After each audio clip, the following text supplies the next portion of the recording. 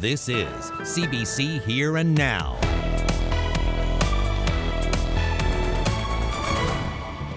The entire province will be moving to Alert Level 3 later this evening. Restaurants are open at 50% capacity with physical distancing. Bars and lounges are closed. Just days away from the holiday break, I know the timing couldn't be worse. At midnight tonight, the entire province enters Alert Level 3 as this week's case numbers continue to soar. I mean, this is a tough one. I'm not going to lie to you. It's hard because it's Christmas. I don't know how, but we'll get through this.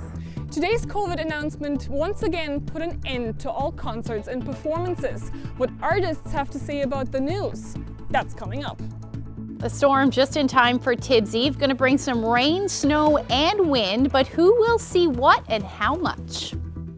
Welcome to Here and Now. I'm Anthony Germain. With Omicron spreading fast and fears over an already stressed healthcare system, the entire province will soon be under new restrictions. Effective midnight tonight, just 2 days before Christmas, Newfoundland and Labrador enters Alert Level 3. And as Terry Roberts reports, it's depressing news that leaders were sorry to announce. Today we need to face things as they are, not as we want them to be. COVID doesn't know that it's Tibb's Eve or that it's Christmas Day. With COVID outbreaks in Eastern, Central and Western, an uptick in travel, and now the meteoric arrival of the Omicron variant, it's shaping up to be another tough holiday season here in this province. It gives me no joy to say that we have made the difficult decision to move to the entire province into Alert Level 3, effective midnight tonight. High-risk businesses like bars, lounges and movie theaters have been ordered to close. Tighter capacity limits at restaurants and other venues. With infection rates expected to climb, Premier Furey says a proactive approach is necessary. This is an important measure right now, given how fast it's moving. Our fear is that if we start to see severe illness, it will overwhelm our healthcare system, which is already stretched. And we are pulling healthcare staff from other areas to work on COVID response, and we cannot risk a surge in hospitalizations. If our hospital capacity is taken up with COVID-related illnesses, that means we have less capacity to care for those with non-COVID, urgent and emergent health issues. There's now 86 confirmed or presumptive cases of Omicron in this province. So in a throwback to earlier pandemic surges, we're being told to limit our contacts. We recognize that this is an important time for families to be together, and we know that students will be returning to their home communities, and you may have loved ones that need support during the holidays. We also recognize that some families may travel to their cabins or cottages, but please stop and consider if your travel is essential or necessary. If you must travel, please be cautious and keep your contacts low. You should not be traveling to another area of the province to have a party with people who are not in your close, consistent 20. If there's an upside, it's coming in the form of vaccination booster shots. More than enough supply on hand or on the way for everyone over 18. Up to 3,000 doses now being administered daily, and health officials hope to double that number in the coming days. Our challenge now is simply painting clinics and appointments faster than people are booking them. It's great to see that demand, but it is a challenge to rise to that. The regional health authorities have very clear direction to pivot to focus on booster administration and to get these into arms. While it may feel like deja vu, Fitzgerald says all the sacrifices up to this point have not been in vain. She says many lives have been saved, and if not for our high vaccination rates, she says our situation right now would be much worse. How rapidly and to what extent our case counts rise really depends on how careful we are during this critical period. As for these Alert Level 3 measures, they'll be reviewed once again on January 10th. Terry Roberts, CBC News, St. John's. Now, as Terry mentioned, a new alert level means new restrictions for the entire province. Now, Alert Level 3 means all bars, cinemas, bingo halls, and performance spaces are closed. Restaurants are down to 50% capacity. Weddings, funerals, and other ceremonies are limited to 100 people or half the venue's capacity, whichever is less. Households must stick to the steady 20 rule, meaning that families will interact with a maximum of 20 close, consistent contacts. There are also visitor restrictions at retirement homes. Malls and businesses can remain open at full capacity. Fitness facilities, swimming pools, and arenas are open but at reduced capacity. Sports teams can play and practice, but there should be no interaction with other teams. And given that it's the holiday season, travel within the province is allowed, but should be done carefully and only when necessary. And here are today's case numbers. There are 60 new cases of COVID-19 since yesterday, all of them under investigation, and it ties for the second highest number of new cases the province has seen in a single day, and it brings our active case count from 30 up to 223 in just 1 week.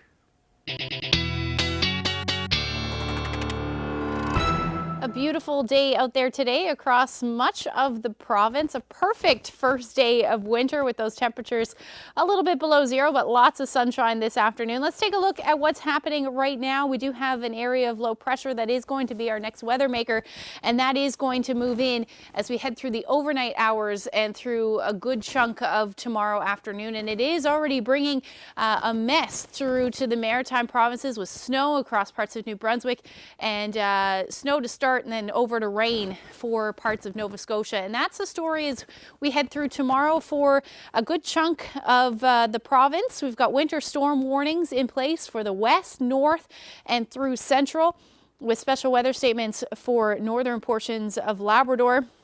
That will likely turn into winter storm warnings or snowfall warnings as we head through Friday as this system continues for you up in Labrador. But what is it going to bring for parts of the island? I'll break that down for you when I come back. Thank you, Ashley. In other news, a man from Peterview in central Newfoundland is dead. Police say the result of a hunting incident. It happened early this morning in the woods just outside of the town. Police say a 48-year-old man was shot by another hunter and was found dead at the scene. An investigation is underway. Well, I mentioned that the province's move to Alert Level 3 means that bars and performance spaces, well, they must close at midnight. And that means a cancellation of all kinds of planned Christmas shows and concerts. And it's just yet another blow to an industry that was already hard hit by this pandemic. Here and now's Henrika Wilhelm has that story. No dancing in bars over Christmas and no live music. Hard on everyone who was looking forward to a night out. Even harder on artists who were counting on income and exposure from their now cancelled seasonal shows. This is just kind of another dagger. Christmas time for a lot of artists, especially local guys and stuff like myself. We rely on big concerts like these. I mean, around the Christmas season to kind of get through the dark winter. I've had a ton of people write me today and say, why don't you reschedule? How do you know when to reschedule? You don't know, because what happens if this happens again? And I go and do the exact same thing over. Some had already cancelled their shows as a precaution even before today's announcement. I could see that people were a bit stressed. So I didn't sleep well on Saturday night. Then Sunday morning came and I started finding out information from my sources on an hour by hour. And at 10 after 12, I had to cancel. So I had enough information then that I didn't feel it was safe. A disappointing reality, months of preparation wasted, and in some cases, years of tradition broken. I drove down here to the church and I looked in the rearview mirror and there was tears coming down my face in the car. I was just, I felt so defeated. But anyway, thank God I do have a strong bunch of people. I was just surprised at how emotional I was getting, I've had this is my baby. I've had it for 30 years almost with QB, and there's opportunity in a Christmas concert. Christmas shows are different. I mean, you're playing Christmas music, you're playing a bunch of your own stuff. You have a ton of new people who are in town, who are home for the holidays and stuff like that. So, I don't know. I don't really know what to do, honestly. Artists are at a loss and feeling the loss. But there's still hope for the new year and a new alert level.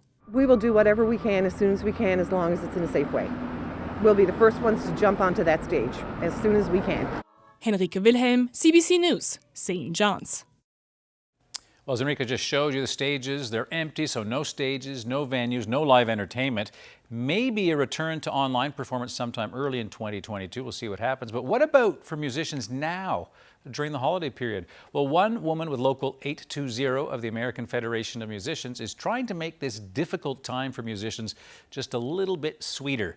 Rosalind McPhail is baking and selling cookies to help boost the NL Musicians Emergency Fund. Take a look.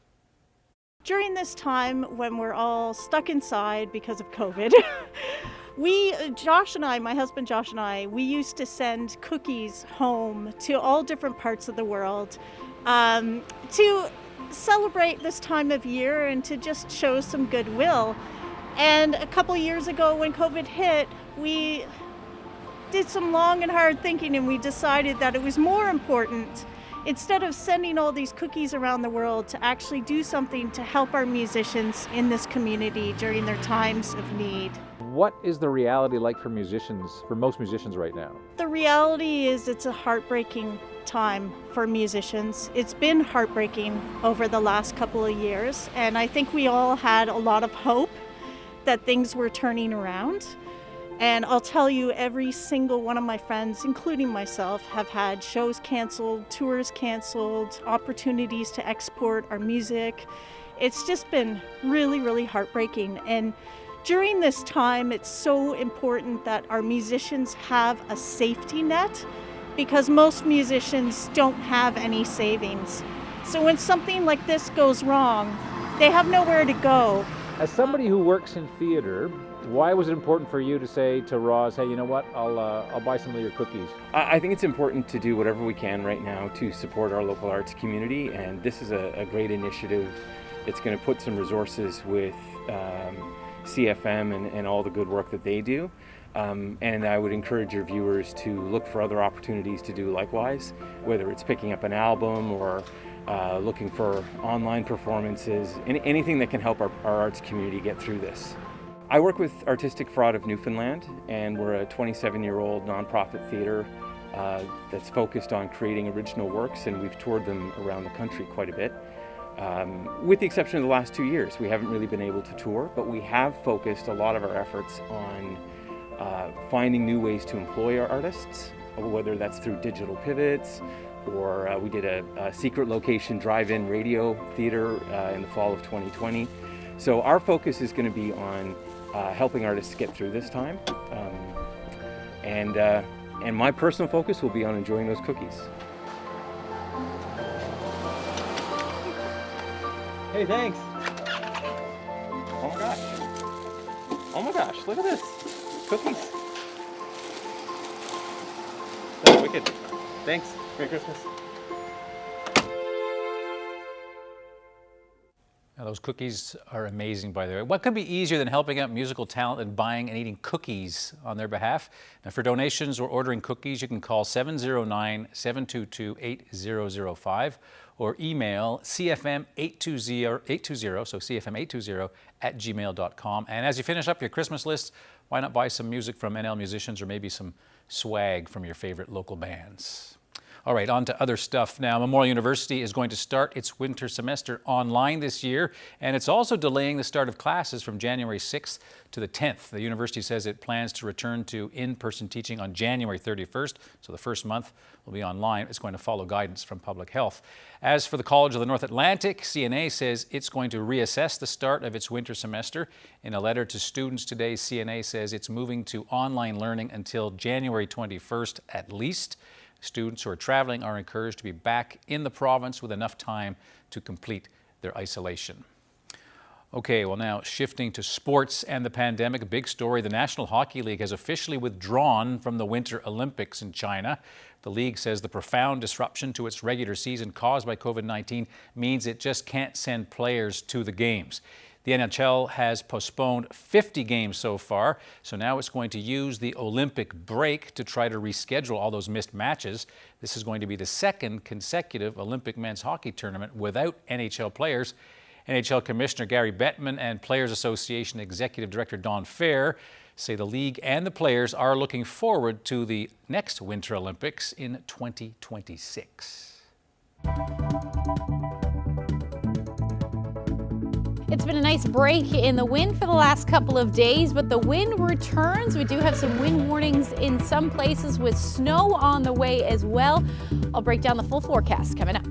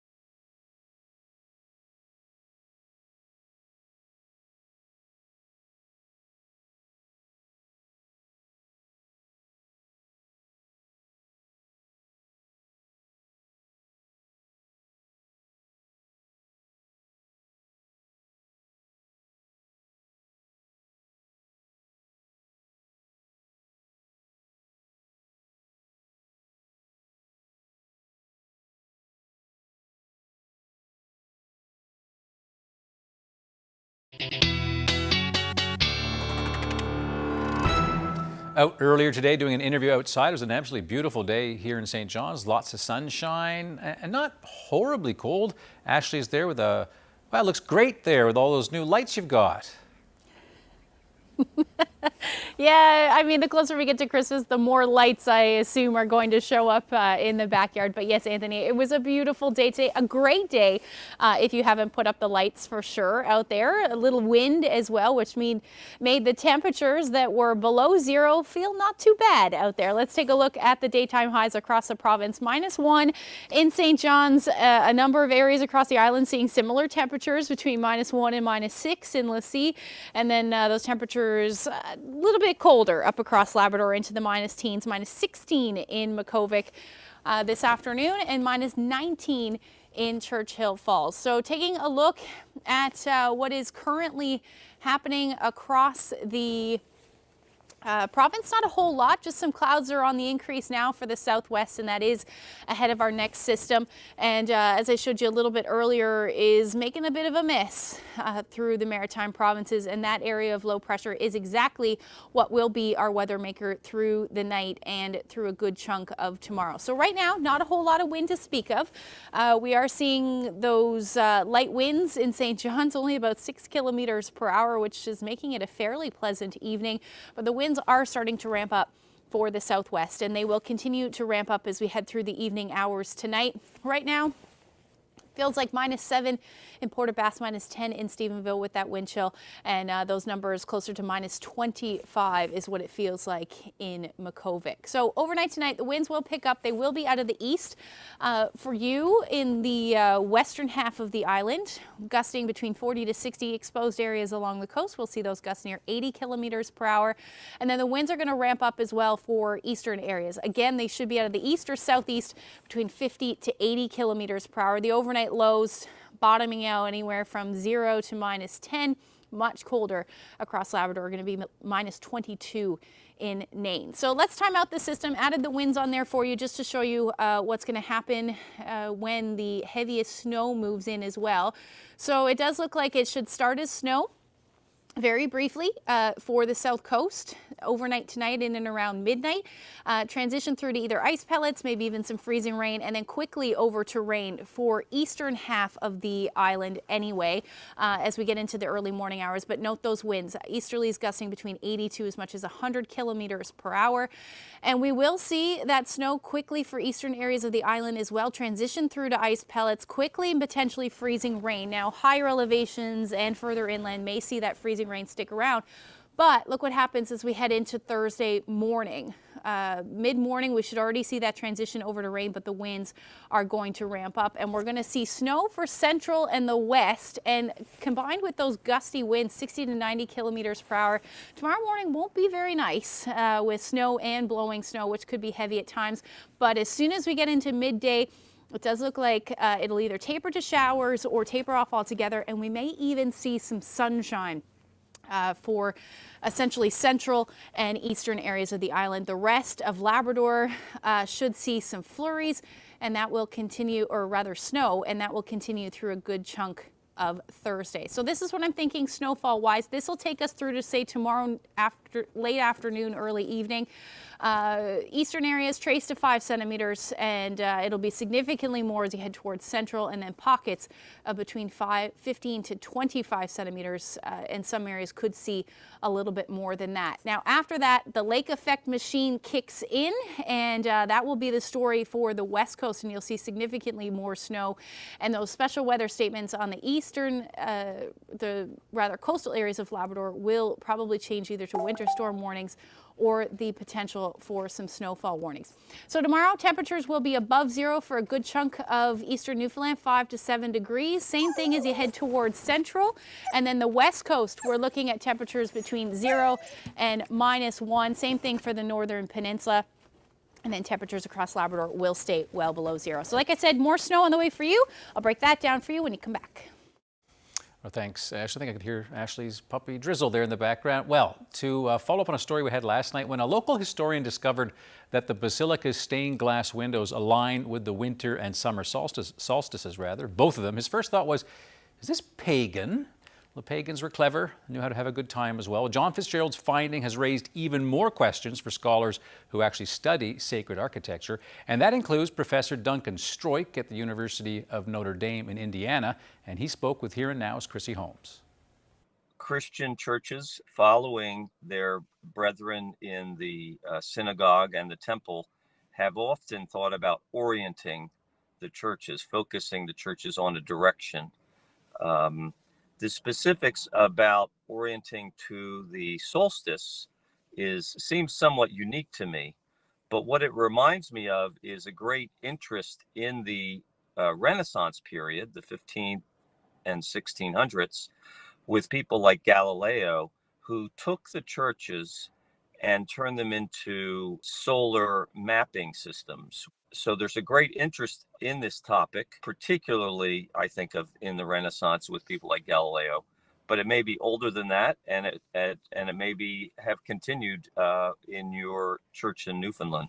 Books have been written about this concerning the Renaissance and so on, the Baroque period. But I'd love to see more on this topic concerning the 19th century. This is an 1830s church. Can you find evidence, documentary evidence, that this was a conscious orientation? That someone, the Franciscan priest, the architects, or possibly some donors, thought that this would be beneficial to the church to orient it to the sun on these particular days, and near Christmas. That would be very interesting. Can we find any evidence, letters, books, any kind of documentary evidence, even on the drawings, that would help to confirm this finding?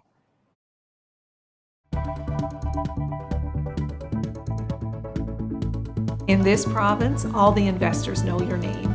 All of the people in Atlantic Canada who are in the tech ecosystem get to know you very, very quickly, and you're not a number here. A new documentary examines the tech sector in this province. Silicon Island. That's next.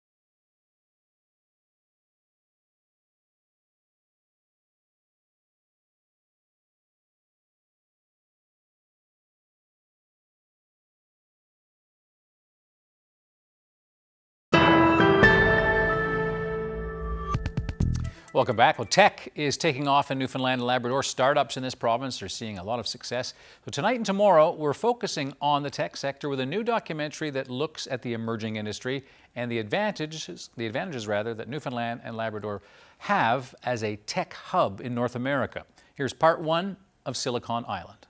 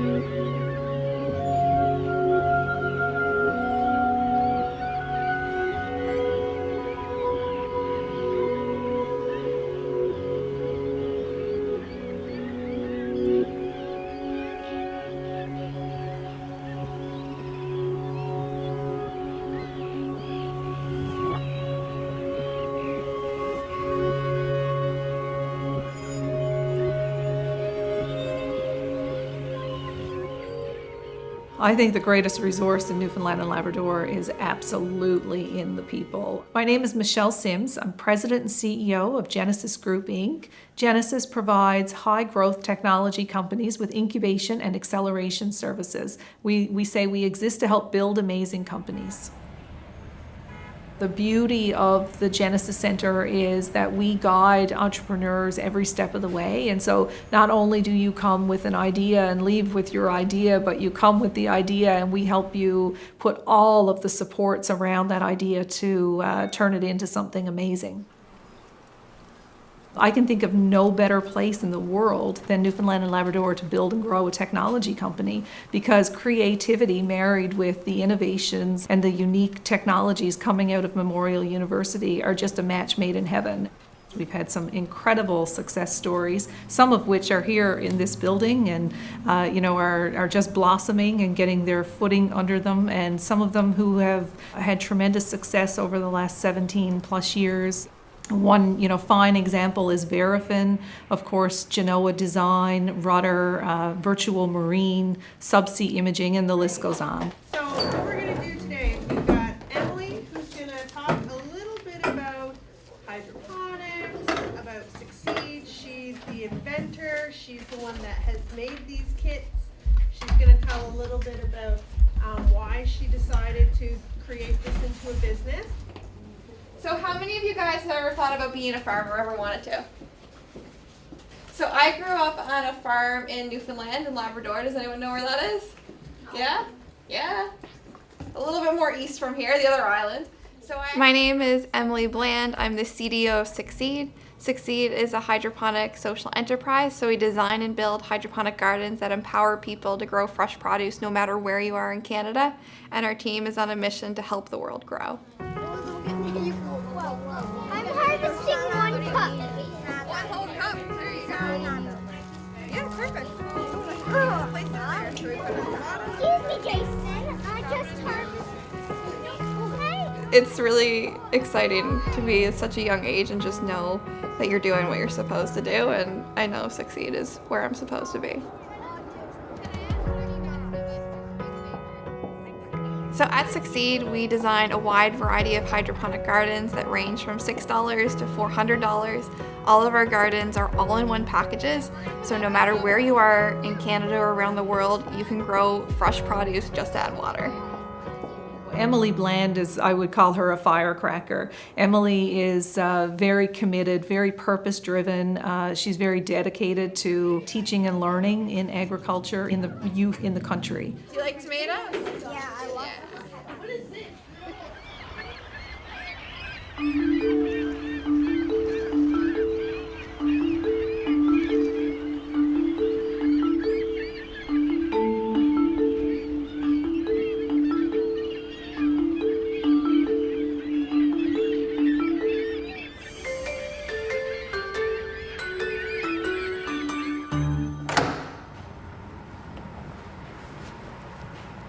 So as of today, we'll be running the gel to check the DNA concentrations.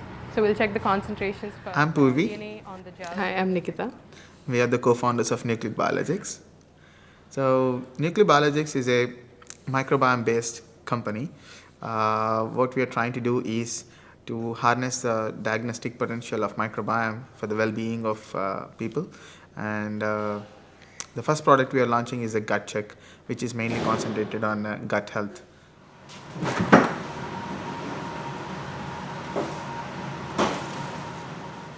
When we say gut health, it's about knowing your status of the gut bacterial composition. So if there is a imbalance in your gut bacteria, and it can lead to more of a chronic state where initiation of inflammation can lead to cancer or other digestive health conditions. So we help you by analyzing your stool sample. When we analyze the stool sample, we can give you what kind of bacteria is present in your gut and how you can balance that bacteria using the diet.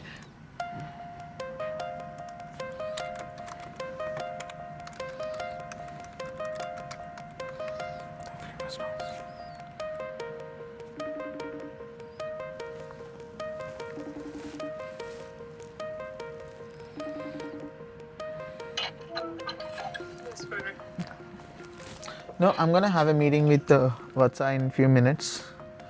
Maybe at 1:30. I think he will text me back around 12:45. So we are gonna discuss about the wireframe today. You had your lunch? Okay. No, not yet. I'm prepping for Aria. Okay. Okay, I'll catch you later. Bye.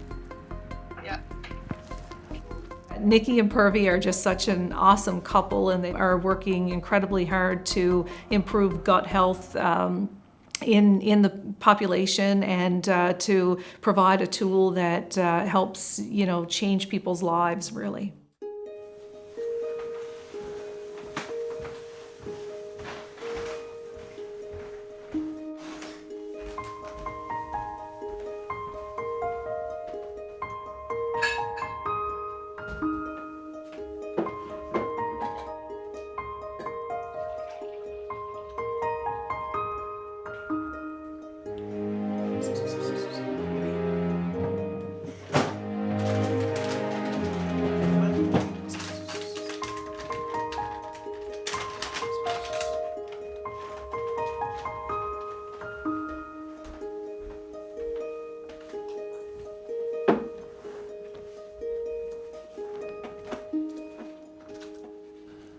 My name is Isaac Adejuwon, and I'm the CEO and founder at Metrics Flow. At Metrics Flow, we are Cookieless analytics for enterprise marketing teams. We collect data in a very unique way that's in compliance with data privacy laws. We don't resell those data, we don't share with third parties. What has happened for over 20, 25, 30 years since internet became a big thing is there's now a fundamental breach of data privacy. What makes that possible today is cookies. Cookies allows these middlemen companies, it's almost like an auction house. They listen to who is consuming information, and they also look for people who are willing to buy the persona that they're able to track on the web, and they serve them with ads. So this is how Google and most of the big companies like Facebook make their revenue. But now there's a fundamental change we're seeing that users are saying, you know what, I just want to consume the content, and if I'm interested in engaging with the brand, I want to be able to do that without sharing that information across the web. For Metrics Flow to be successful on its mission, we have to protect data privacy on the web. The way data is collected across the industry today is the use of cookies. And so what we're doing is we're replacing that completely with AI. And that's the uniqueness we bring into the marketplace.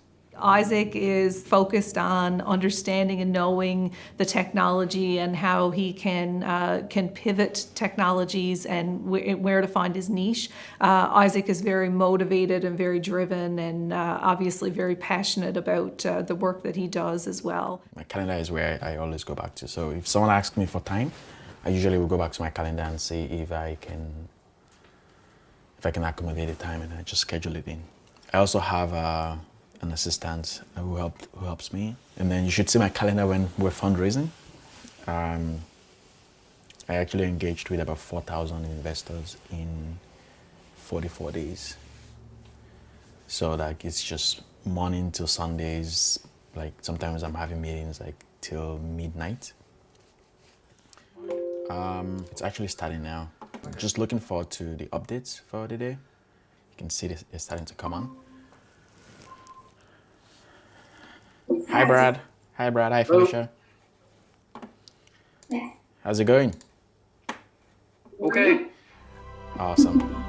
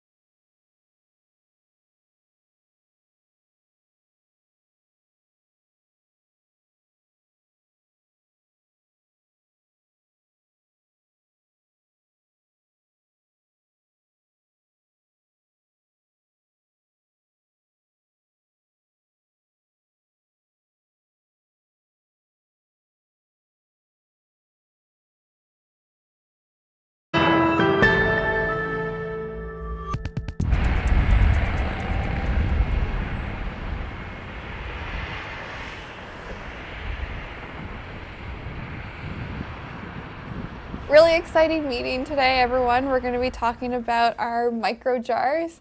So last week was our first week actually putting them out in retail. So myself and Ethan visited 5 retailers from across the St. John's area. We picked out people that were really environmentally conscious, kind of on brand with Succeed. So we actually got orders from all 5 of the first that we went out to. Amazing. So huge congrats to Ethan. Oh, thank you so much. Couldn't have done it alone, obviously. It's a team effort. So yeah, I think, Kelsey, you had some social media things that you wanted to talk about as well? Yeah, here, just let me share my screen.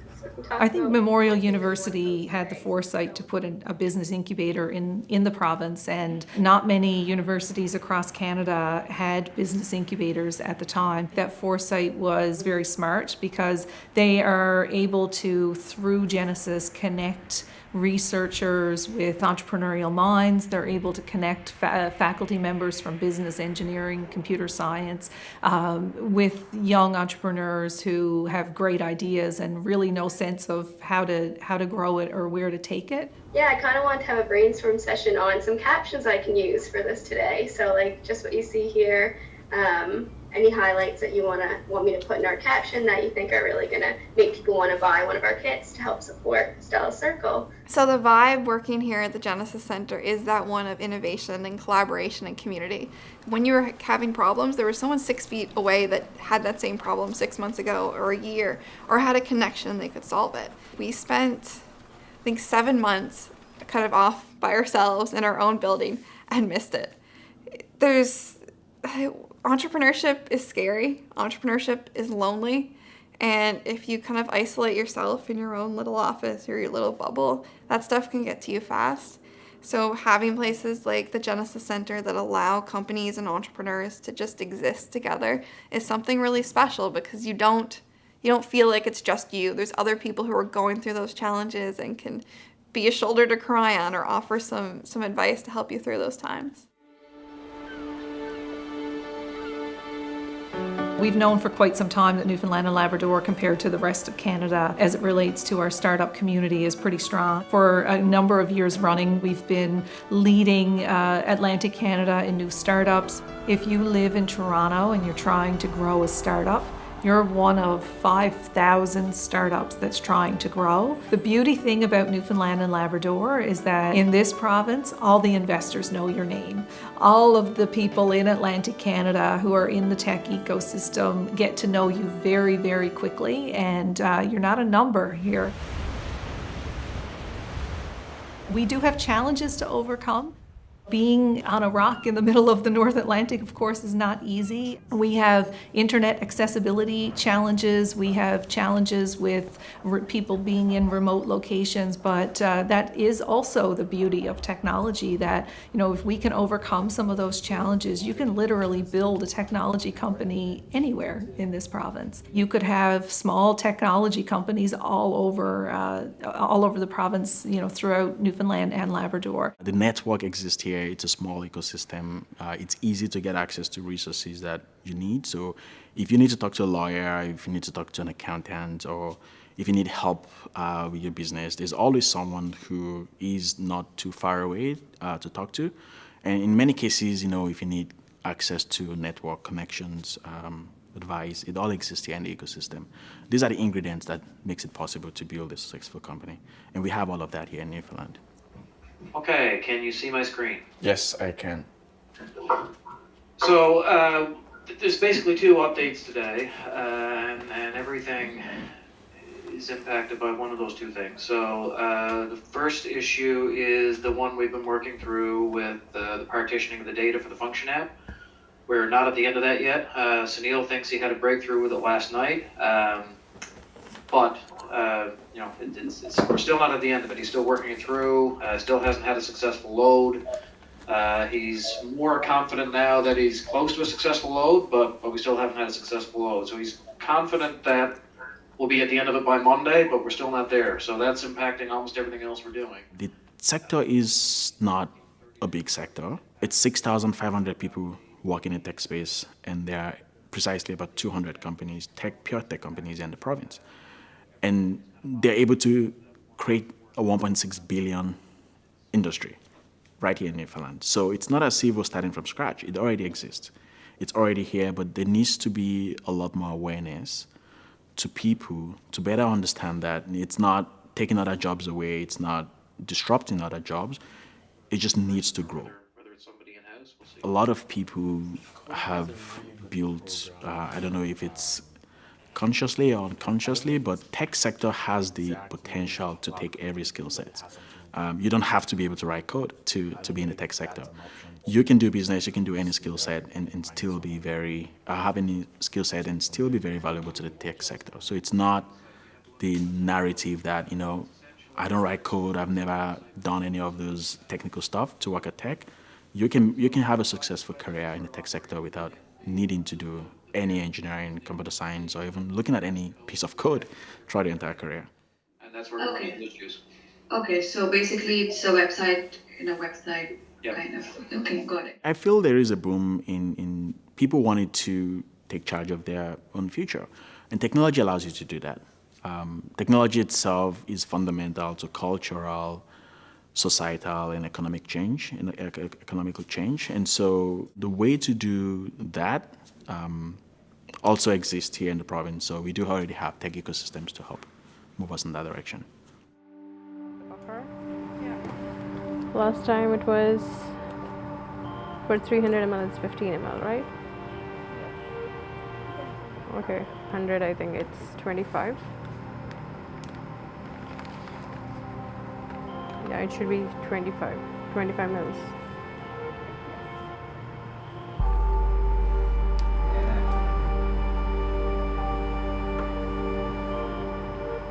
So 1 tab is sufficient for 1 gel.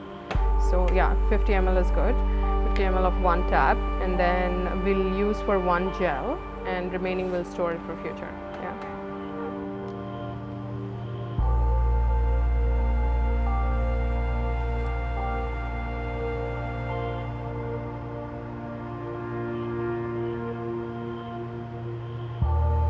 So yeah, Azra, I can see that the group A is updated, but the group B, right, like there is some gaps. And the DNA extractions we did is group B only, right, not group A. Yes, yeah. We can just check from beginning, like whatever the numbers we have mentioned here, and then cross-check if we have everything in place. Yeah.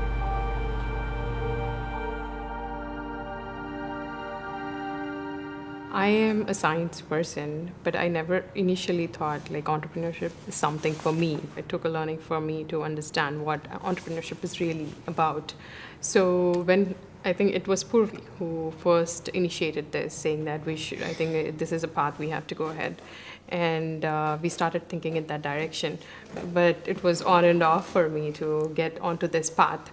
So when he brought up this, that we have to think about the entrepreneurship, so we were like, okay, we have the expertise in so and so. What are the areas we can contribute to, or how we can initiate that? So I think that's how it started. So coming from the biology background, we didn't have any experience in business. So the first thing for us is to learn, and we are still learning. Okay, yeah, they're gonna hear. No, the volume is coming here. It's not coming there. Say something.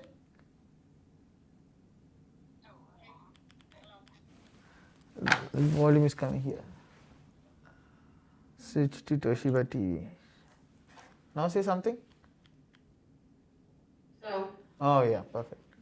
So far in this journey, we got so much of support where people taught us new things. We learned by observing. We learned by attending certain conferences or certain workshops. And also, we learned that there is a huge support in the ecosystem in Newfoundland specifically for any student or any person who is starting their own business. 1617 is the AGP one, right? Yeah. Yes, so AGP Helsinki. Do you have the GM pre, the Chinese thing as well with you? The one which Azure Repo has like all the data, actually what I liked about that database is like, I feel like they have kept the record of all the research which happened on the metagenomics. In total, how many electricity samples were there? Right now we have 1,617, right? Okay. So did you process all of them? The other thing that I draw on an awful lot, and I encourage our technology companies to do as well, is we have the beauty of having Newfoundlanders and Labradorians living all over the world, and they're an incredible resource to tap into. The first question is, how can I help? And they're eager. They want to see Newfoundland and Labrador thrive. Most of them were educated here, and they want to give back to this province.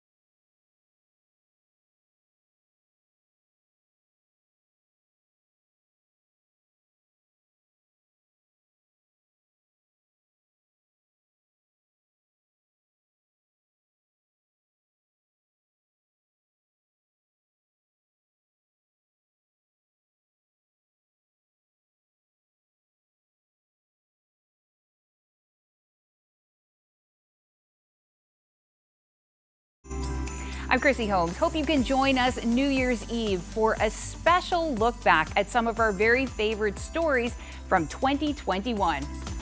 Miss Hillings. What? I actually won the Braille Challenge. You what?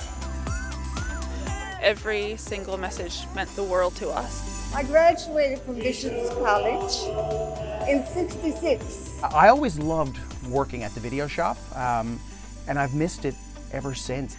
Join us for a special New Year's Eve edition of Here and Now, Friday, December 31st.